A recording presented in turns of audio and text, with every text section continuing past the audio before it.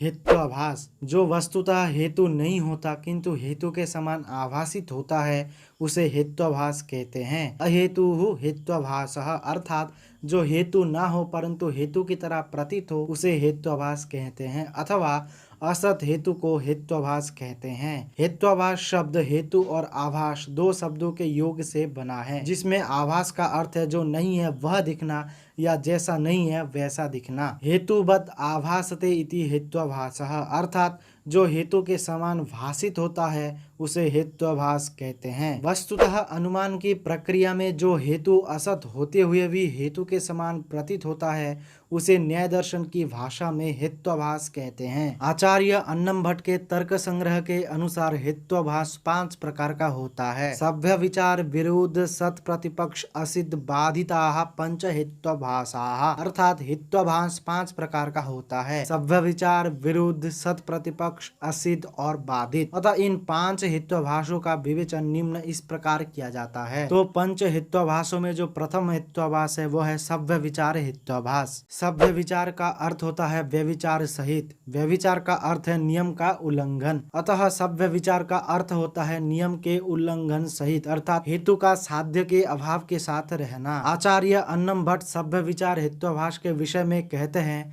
सभ्य विचारो अनैकांतिकः स त्रिविधः साधारण असाधारण अनुपसंहारी भेदात् अर्थात सभ्य विचार अनैकांतिक है, यह साधारण असाधारण और अनुपसंहारी भेद से 3 प्रकार का होता है। अतः इन तीनों अनैकांतिक हेत्वाभासों का विवेचन निम्न इस प्रकार है। तो पहला है साधारण अनैकांतिक हेत्वाभास। तर्क संग्रहकार इसके विषय में कहते हैं तत्र साध्य अभाववद् वृत्तिः साधारणो अनैकांतिकाः यथा पर्वतो वह्निमान् प्रमेयत्वात् इति प्रमेयत्वस्य वह्नि अभाववती हृदय विद्यमानत्वात् अर्थात साध्य के अभाव में रहने वाला हेतु साधारण अनैकांतिक होता है। जैसे पर्वतो वह्निमान् प्रमेयत्वात् अर्थात पर्वत अग्नि वाला है ज्ञान का विषय होने के कारण, जबकि प्रमेयत्व वह्नि का अभाव सरोवर में भी रहता है, अतः वह साधारण अनैकांतिक हेत्वाभास है। इसके बाद आता है असाधारण अनैकांतिक हेत्वाभास। असाधारण साधारण का विरुद्ध है। आचार्य अन्नम भट्ट असाधारण अनैकांतिक हेत्वाभास के विषय में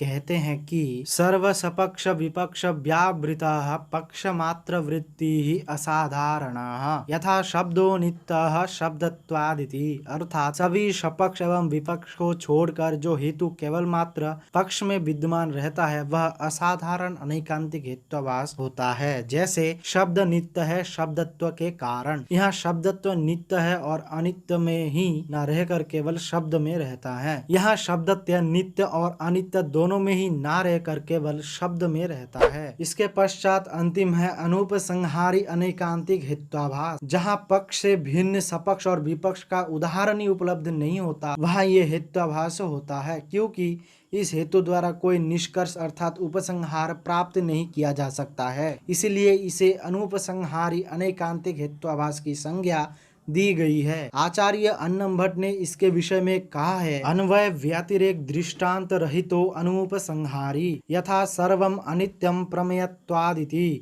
अत्र सर्वस्यापि पक्षत्वात् दृष्टांतो नास्ति अर्थात अन्वय और व्यतिरेक व्याप्ति युक्त दृष्टांत से रहित अनुपसंहारी अनैकांतिक हेत्वाभास होता है। जैसे सभी कुछ अनित्य है प्रमेयत्व के कारण, यहाँ सभी का पक्ष होने के कारण कोई दृष्टांत ही नहीं है, अतः यह अनुपसंहारी अनैकांतिक हेत्वाभास होता है। इसके पश्चात पंच हेत्वाभासों में जो दूसरा हेत्वाभास है वह है विरुद्ध हेत्वाभास। जब साध्य को सिद्ध करने के लिए प्रस्तुत किया गया कोई हेतु साध्य के अभाव को ही सिद्ध करता है तो उस स्थिति में वह विरुद्ध हेत्वाभास कहलाता है। विरुद्ध हेत्वाभास के विषय में आचार्य अन्नम भट्ट का कहना है कि साध्य अभाव व्याप्तो हेतुर्विरुद्धः यथा शब्दो नित्यः कृतकत्वादिति कृतकत्वं हि नित्यत्व अभावेन नित्यत्वेन व्याप्तम् अर्थात साध्य के अभाव से व्याप्त हेतु विरुद्ध हेत्वाभास होता है। जैसे शब्द नित्य है क्योंकि वह कार्य है,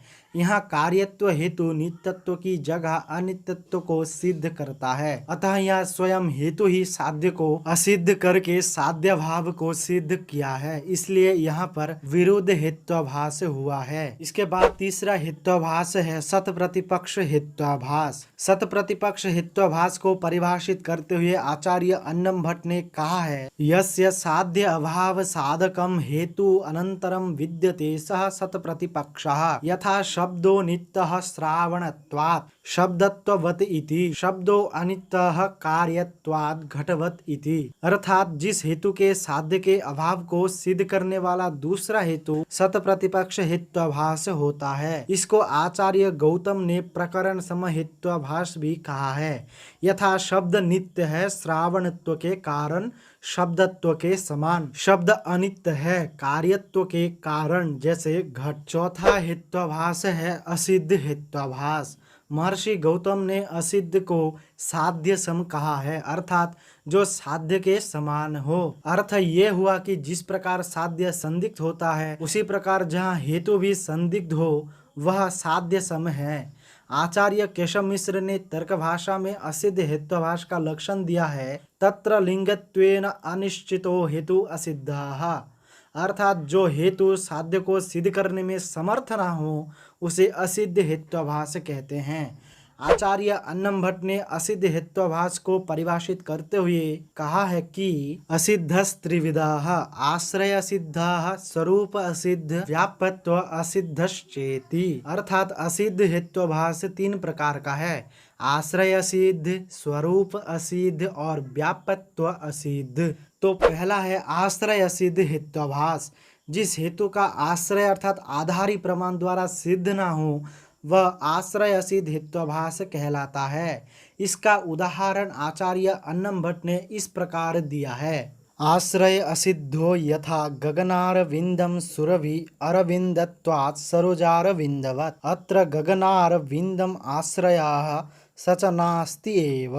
अर्थात जैसे आकाश कमल सुगंधित होता है कमल के कारण सरोवर में उत्पन्न कमल के समान, यहाँ आकाश कमल का जो आश्रय है वह वस्तुतः होता ही नहीं, क्योंकि आकाश में कमल नहीं होते हैं। इसके बाद है स्वरूपासिद्ध हेत्वाभास। जिस हेतु का स्वरूप ही सिद्ध ना हो उसे स्वरूपासिद्ध हेत्वाभास कहा जाता है। इसका उदाहरण आचार्य अन्नम भट्ट ने इस प्रकार दिया है, स्वरूप असिद्धो यथा शब्दो गुणश्चाक्षुषत्वात् रूपवत्। अत्र चाक्षुषत्वं शब्द नास्ति शब्दस्य श्रावणत्वात्। अर्थात जैसे शब्द गुण है दिखाई देने के कारण रूप के समान, यह शब्द में चाक्षुषत्व ही नहीं है क्योंकि शब्द श्रवण से ग्राह्य होता है ना कि रूप से। इसके बाद तीसरा है व्याप्यत्व असिद्ध हेत्वाभास। आचार्य अन्नम भट्ट का व्याप्यत्व असिद्ध हेत्वाभास के विषय में कहना है कि सोपाधिको हेतुर व्याप्यत्व असिद्धः। साध्य व्यापकत्वे सति साधना अव्यापकत्वम उपाधिः। साध्य समानाधिकरण अत्यंत भावा प्रतियोगित्वम साध्य व्यापकत्वम।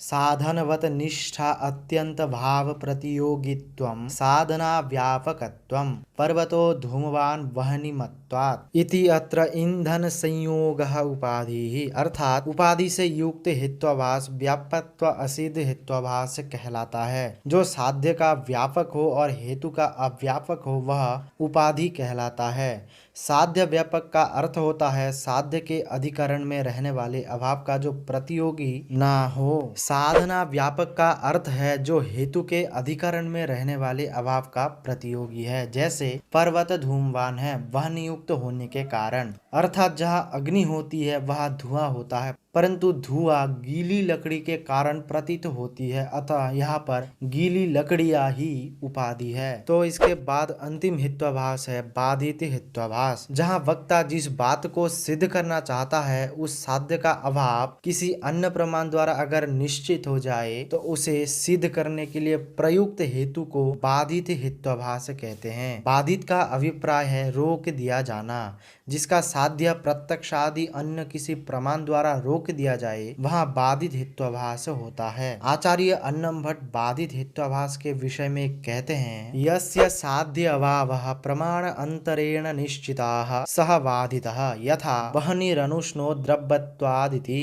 अत्र अनुष्णत्वं साध्यं तद्भाव उष्णत्वं स्पार्शन प्रत्यक्षेण गृह्यते इति बाधितत्वम्। अर्थात जिस हेतु के साध्य का अभाव किसी अन्य प्रमाण द्वारा निश्चित होता है वह बाधित नामक हेत्वाभास होता है। जैसे अग्नि शीतल होती है द्रव्य होने के कारण। यहाँ साध्य है अनुष्णत्व और उसका अभाव उष्णत्व स्पर्श प्रमाण में ही सिद्ध होता है, अतः यहाँ बाधित नामक हेत्वाभास होता है।